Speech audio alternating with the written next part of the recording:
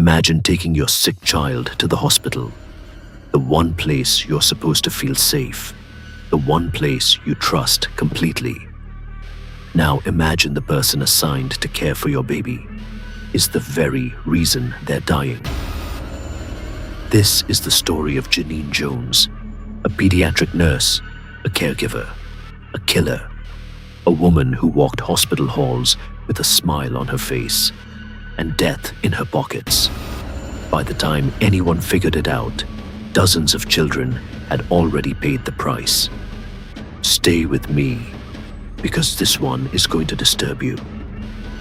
Genene Jones was born in San Antonio, Texas in 1950. She had a rough childhood, adopted, and by her own account, never truly loved. She grew up desperate for attention, desperate to matter, desperate to be needed. And in 1977, she found the perfect place to feed that hunger. The Pediatric Intensive Care Unit at Bexar County Hospital in San Antonio. To everyone around her, Genene was passionate, devoted, emotional. She cried when children were sick. She stayed late. She held babies when parents couldn't.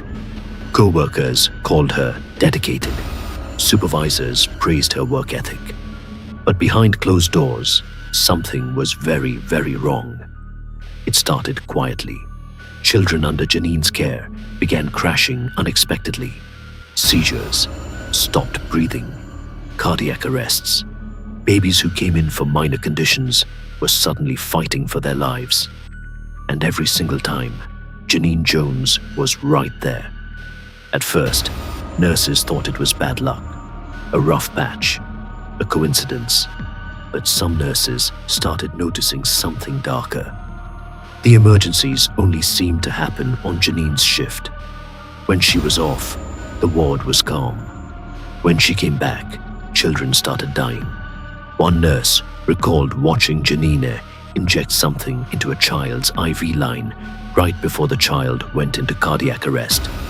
But when she raised concerns, she was dismissed, told she was being paranoid, told Genene was one of their best. Here's where it gets even more disturbing. Hospital administrators at Bexar County Hospital began their own quiet investigation, and what they found was alarming. The death rate in the pediatric ICU had skyrocketed. Children were dying at rates that made no medical sense.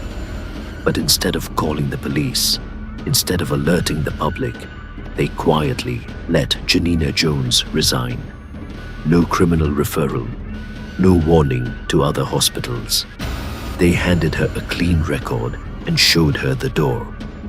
Why?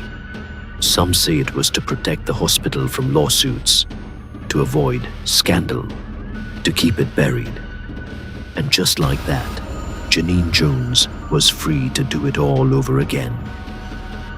In 1982, Genene Jones moved to Kerrville, Texas, and got a job at a small pediatric clinic run by Dr. Kathleen Holland. Dr. Holland was young, newly established, and trusted Genene completely.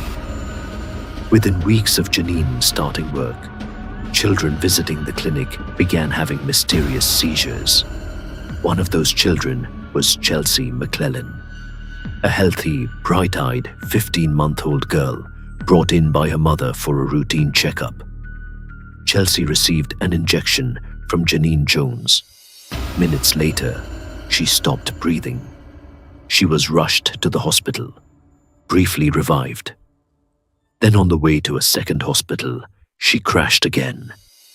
Chelsea McClellan died on September 17th, 1982.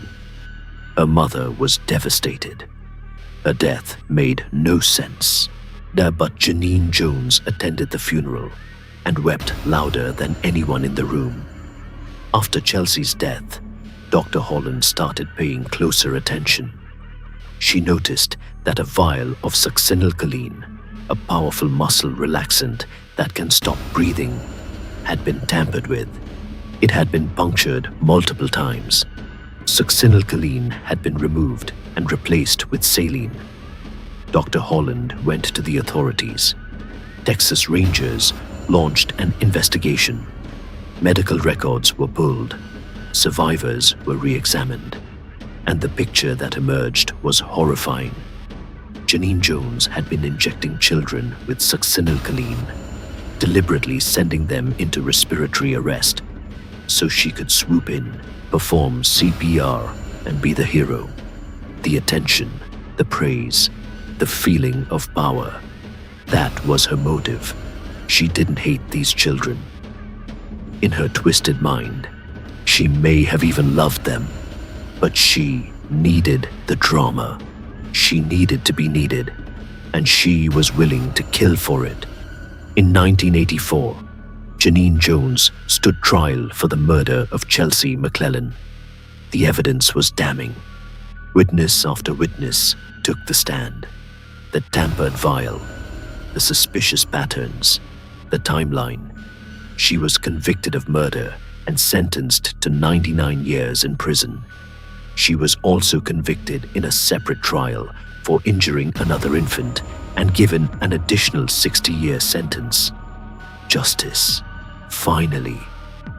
Or so everyone thought. Here's the part that will make your blood boil.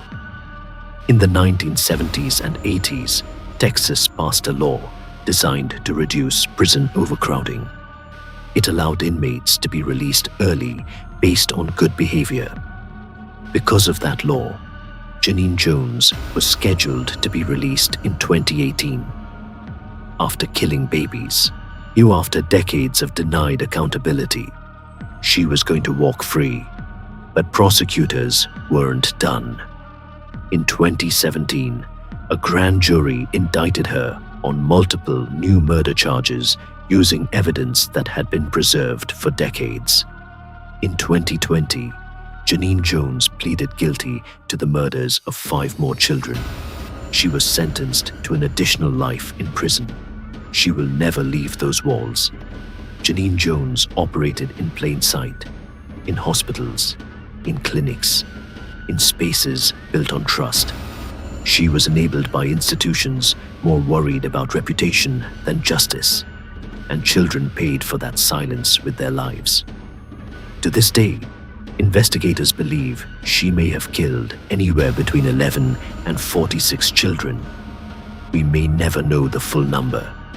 The parents of her victims spent decades searching for answers, for closure, for someone to say, "We're sorry we didn't stop her sooner."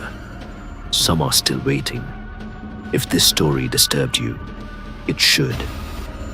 Because Genene Jones isn't just a horror story. She's a warning about what happens when the wrong people are trusted and the right people stay silent. Subscribe for more real, untold true crime stories and drop a comment below. What part of this case shocked you the most? I'll see you in the next one.